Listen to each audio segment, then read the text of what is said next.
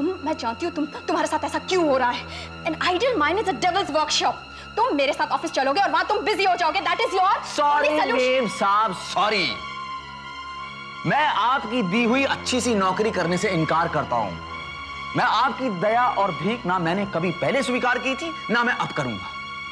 अगर मैं कुछ करूंगा तो वो आपकी मेहरबानी की बदौलत नहीं, अपनी काबिलियत की बदौलत। समझी तुम? Shut up! Don't you utter a word! Yeah, I'll shut up. That's all I'll do. I'll kiss her. That's all I'll do in this house. कुछ समझ में नहीं आता मैं क्या करूं। यहाँ जाऊं, वहां जाऊं, कहाँ जाऊं मैं? God help me.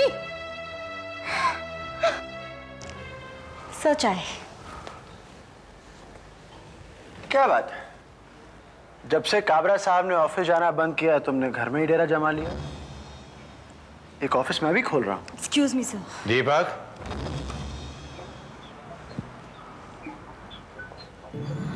क्या हो रहा है?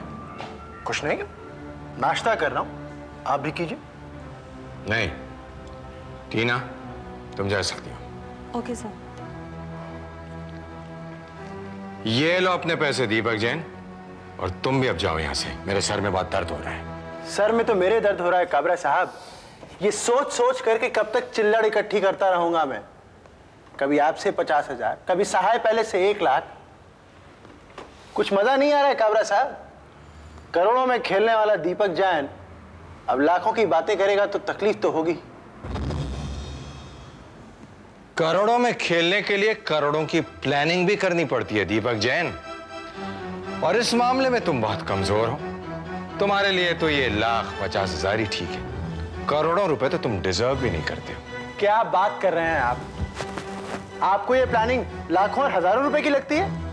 आप मुझे जानते हैं काबरा साहब। जानता हूं ना, इसीलिए कह रहा हूं दीपक जैन, अगर तुम में जरा सी भी अक्ल होती ना तो पैसे मांगने तुम मेरे पास नहीं आते।